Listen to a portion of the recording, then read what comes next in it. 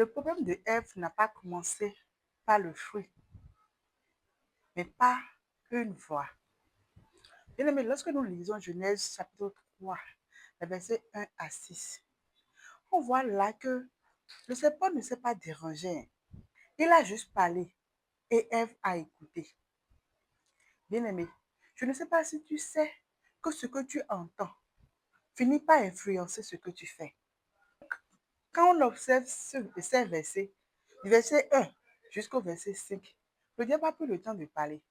Et quand il a fini de parler, il est allé à l'écart maintenant pour voir le résultat, pour voir ce que ça va produire. Au niveau du verset 6, le diable n'a plus rien dit. C'est Ève qui a commencé par parler. Elle a vu. Elle voit que ce fruit est bon, agréable à la vue. Elle va désirer de ce fruit. Et elle a pris ce fruit.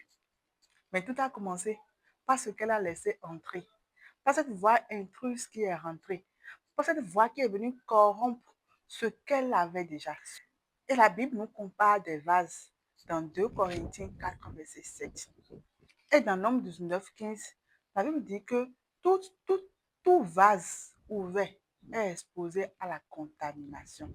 Cher bien-aimé, tu es un vase et ce que tu laisses entrer te remplit.